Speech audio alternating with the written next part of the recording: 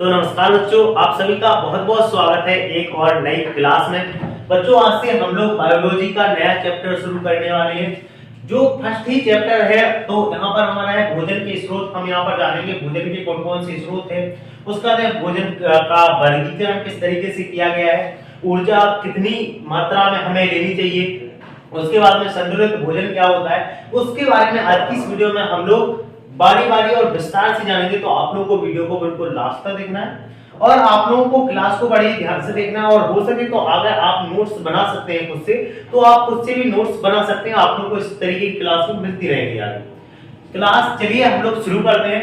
तो यहाँ पर हमारा बायोलॉजी का फर्स्ट नंबर चैप्टर होने वाला है भोजन के स्रोत। हम यहाँ पर जानेंगे आवश्यकता के आधार पर भोजन कितने प्रकार के होते हैं। यहाँ पर दो प्रकार के भोजन होते हैं, भोजन के स्रोत और अवयव यहाँ पर लिखे हुए हैं।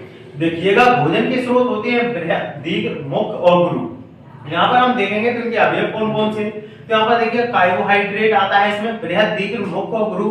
तो यहाँ पर ये इनकी जो है कहना भोजन के स्रोत है और यहाँ पर लघु और सूक्ष्म दिया गया है। इनके अवयव कौन कौन से। तो यहाँ पर देखिएगा कार्बोहाइड्रेट, वसा, प्रोटीन। यहाँ पर ये जो हमारे बृहद, दीर्घ और मुख्य में और गुरु में आ जाते हैं। उसका लघु और सूक्ष्म में जो हम थोड़े से लेकर के इसमें जो कहना ज्यादा मात्रा हम जो कैलोरी की ले सकते हैं, तो उसका कहना विटामिन हो गया, खनिज लवण हो गया और जल हो गया। तो ये जो है वो कहना हमारे इनमें आ जाती है।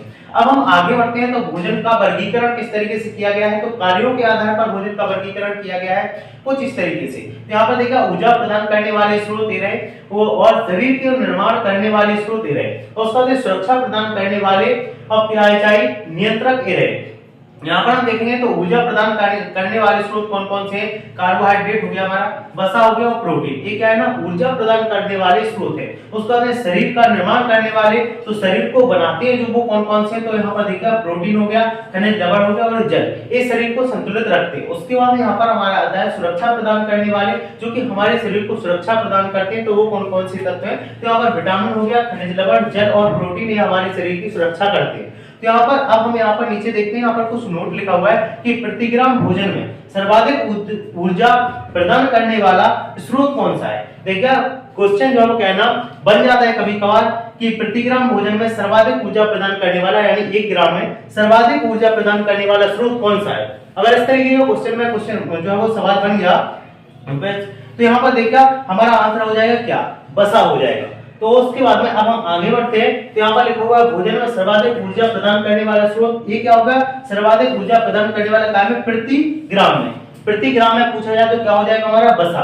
उसके बाद में भोजन में सर्वाधिक ऊर्जा प्रदान करने वाला, यानी भोजन में पूछा जाए तो यहाँ पर क्या हो जाता है हमारा कार्बोहाइड्रेट। ये भोजन में सर्वाधिक क्या है ना ऊर्जा प्रदान करने वाला तत्व है। उसके बाद में पूछता है कि तुरंत ऊर्जा प्रदान करने वाला, यानी कि कम मात्रा में हम उस चीज को लें और ज्यादा हमें ऊर्जा मिल जाए। तो ऐसे तत्व को क्या होता है, तुरंत ऊर्जा प्रदान करने वाला। तो वो कौन से तत्व है, वो भी क्या हो जाएगा हमारे कार्बोहाइड्रेट। अब हम आगे बढ़ते हैं। तो संतुलित भोजन क्या होता है। देखिए 90 तुल्य भोजन को करने से हमें जो ऊर्जा मिलती है उसको संतुलित भोजन कहते हैं। देखिए संतुलित भोजन क्या होता है वो आप लोगों को समझना जरूरी है। वो है भोजन जिसमें सभी अवयव एक निश्चित अनुपात में होते हैं। यानी कि अगर आप भोजन करते हैं, तो अभी हम भोजन करते हैं तो हमें नहीं पता होता है कि कौन से भोजन में कितने क्या तत्व डले हुए हैं। तो संतुलित भोजन क्या होता है वो आप लोगों को समझना जरूरी है। यहाँ पर प्रतिदिन भोजन का भाग कितना होता है, जैसे मान लीजिए कार्बोहाइड्रेट, वसा हो गया, प्रोटीन हो गया। तो इन सभी चीजों के बारे में हमें जानकारी होना जरूरी है कि हमें जो वो हमारे शरीर को कितनी जरूरत है इन सभी चीजों की। तो यहाँ पर प्रतिदिन भोजन का भाग हमें कार्बोहाइड्रेट का कितना लेना चाहिए। यहाँ पर देखिए 400 से लेकर के और 400 से लेकर के 600 ग्राम तक हमें जो है ना कार्बोहाइड्रेट का जो है वो भाग लेना चाहिए। उसके बाद में आ जाता है वसा। तो वसा में कितना भाग लेना चाहिए, तो 60 ग्राम से 80 ग्राम तक जो है कहना हमें वसा जो वो लेना चाहिए। हमारे शरीर को इसकी आवश्यकता होती है संतुलित भोजन के आधार पर। उसके बाद में प्रोटीन की कितनी जरूरत होती है, तो 80 से लेकर के 100 ग्राम हमें प्रोटीन डेली का अपने शरीर के लिए जरूरत होती है। अब ऊर्जा की मात्रा पुरुष में और महिला में सिर्फ 200 का डिफरेंस होता है। तो कितने कितने की जरूरत होती है वो भी आप समझ लीजिएगा। ऊर्जा की मात्रा अगर पुरुष की बात करें हम, तो यहाँ पर 3000 कैलोरी जो है वो पुरुष को, जो पुरुष होता है उसको 3000 कैलोरी प्रतिदिन की जो है ना मात्रा इसको चाहिए होती है। उसी प्रकार से अगर हम महिला की बात करें तो महिला को 2800 कैलोरी जो वो कहना प्रतिदिन जो वो ऊर्जा की जो मात्रा होती है उसकी जरूरत होती है।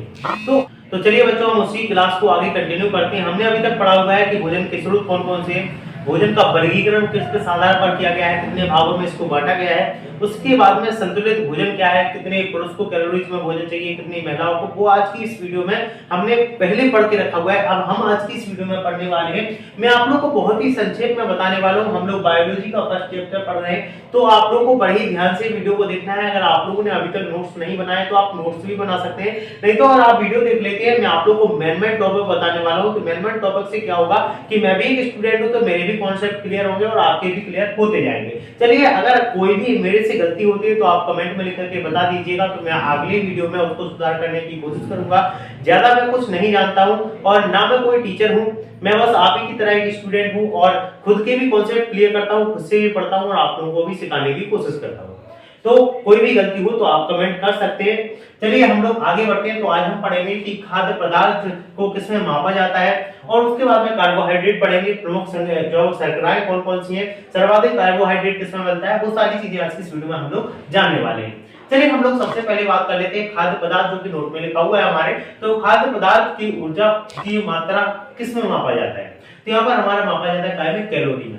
उसके बाद में खाद्य पदार्थ की ऊर्जा मापने का स्रोत कौन सा है, तो बॉम कैलोरीमीटर, इसके द्वारा मापा जाता है। इसका नाम ही है बॉम कैलोरीमीटर।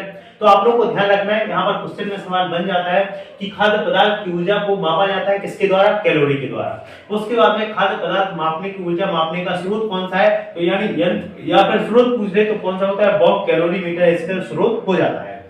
अब उसके बाद में कार्बोहाइड्रेट हम लोग पढ़ने वाले हैं। तो कार्बोहाइड्रेट देखिए क्या होता है, भोजन का सबसे बड़ा भाग कौन सा होता है, कार्बोहाइड्रेट। यानी कि जो हम भोजन करते हैं उसमें जो कार्बोहाइड्रेट पाया जाता है वो भोजन का सबसे बड़ा भाग होता है। उसके बाद में निर्माण किससे होता है, तो यहाँ पर सी से कार्बन, हाइड्रोजन और ऑक्सीजन। तो इसका जो कार्बन का एक भाग, हाइड्रोजन का दो भाग और ऑक्सीजन का एक भाग मिलाकर के क्या कार्बोहाइड्रेट का जो निर्माण करते हैं। तुरंत ऊर्जा देने वाला स्रोत होता है। अगर आप कार्बोहाइड्रेट से ज्यादा जो ग्रहण करते हैं तो ये तुरंत ऊर्जा देने वाला स्रोत होता है। शक्ति प्रदान करने वाला स्रोत एक सर्वाधिक होता है। उसके बाद अन्य नाम इसका क्या होता है, तो सैकराइड इसका एक अन्य नाम हो जाता है। शरीर में दो प्रकार से प्राप्त होता है, दो प्रकार से शरीर में पाया जाता है। कौन कौन से प्रकार से पाया जाता है वो भी समझ लीजिएगा, स्टार्च और क्या होता है, शर्करा। स्टार्च यानी मंड जिसको हम लोग बोलते हैं, ये सभी अनाजों में पाया जाता है। जो भी हम अनाज ग्रहण करते हैं, चाहे वो गेहूं हो, जो हो, उसके बाद बाजरा हो, जो भी हो, तो सभी में स्टार्च पाया जाता है, जो कि सभी प्रकार के अनाजों में हमारा स्टार्च पाया जाता है। उसके बाद शर्करा, सभी मीठे खाद्य पदार्थों में शर्करा पाया जाता है। तो ये दो प्रकार से क्या है ना, कार्बोहाइड्रेट हमारे शरीर में पाया जाता है। यानी कि अगर हम जो है कहना मीठे जो फल वगैरह होते हैं या फिर शक्कर होती है, आपने देखा होगा गन्ने हो गए, तो इसमें जो कहना सबसे ज्यादा जो शर्करा पाया जाता है। तो सभी प्रकार के मीठे पदार्थों में और स्टार्च में हमारा कहना सभी प्रकार के अनाजों में हमारा कार्बोहाइड्रेट पाया जाता है। चलिए हम आगे बढ़ते हैं। इतना आपका कॉन्सेप्ट क्लियर हो गया हो, आप इसको नोट्स में लिख सकते हैं और वीडियो को पॉज करके। चलिए हम आगे बढ़ते हैं। तो नोट्स में है, फिर उसके बाद सर्वाधिक कार्बोहाइड्रेट किसमें पाया जाता है वो भी हम लोग आज की इस वीडियो में देख लेते हैं। तो यहाँ पर अनाज में जो हम अनाज ग्रहण करते हैं उसमें सबसे ज्यादा कार्बोहाइड्रेट किस अनाज में पाया जाता है, तो वो देखते हैं। देखिए जो आप लोग चावल खाते हैं, आप लोग चावल जरूर खाते होंगे, तो चावल में सबसे ज्यादा क्या होता है, अनाज जो होता है, चावल जैसे अनाज ही है, तो इसमें सर्वाधिक कार्बोहाइड्रेट अनाज में जो चावल में पाया जाता है। उसके बाद दूसरा होता है सब्जी में। तो सब्जी में ले लेते हैं, तो सब्जी में सबसे ज्यादा क्या है, आलू में पाया जाता है। जो आलू खाते हैं, जो सब्जी खाते हैं, उसमें सबसे ज्यादा क्या है ना, कार्बोहाइड्रेट पाया जाता है। और फल में जो है ना, केला, जो केला हम खाते हैं तो उसमें सबसे ज्यादा क्या है ना, कार्बोहाइड्रेट पाया जाता है। चलिए इतना हमारा कॉन्सेप्ट क्लियर हो गया। आप लोगों ने समझ लिया होगा खाद्य पदार्थ ऊर्जा में किसमें मापा जाता है, कैलोरी में। खाद्य पदार्थ ऊर्जा मापने का यंत्र कौन सा है, बहु कैलोरीमीटर।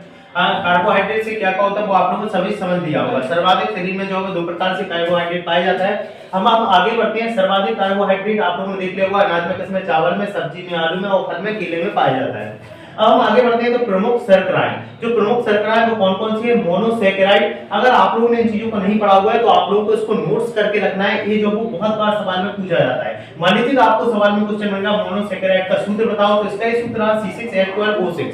इसका सूत्र है मिलकर के कैसे बनता है, तो ग्लूकोज, फ्रक्टोज और ग्लैक्टोज, ये तीनों चीजों से मिलकर के ये बनता है। उसके बाद में डाइसैकेराइड, इसका सूत्र रहा C12H22O11, इसका सूत्र है। और ये मिलकर कैसे बनता है, माल्टोज, सुक्रोज और लैक्टोज, ये इन तीनों चीजों से मिलकर के बनता है। उसके बाद में हमारा आ जाता है आगे पॉलीसैकेराइड। पॉलीसैकेराइड ये मिलकर बनता है हमारा स्टार्च, ग्लाइकोज और सेल्यूलोज, काइटिन और इन्यूलिन। इन चार चीजों से मिलकर के पॉलीसैकेराइड बनता है। तो ये प्रमुख शर्कराएं हैं जो कि जो शरीर में अगर हम ग्रहण करते हैं तो ये प्रमुख शर्कराएं हो जाती है।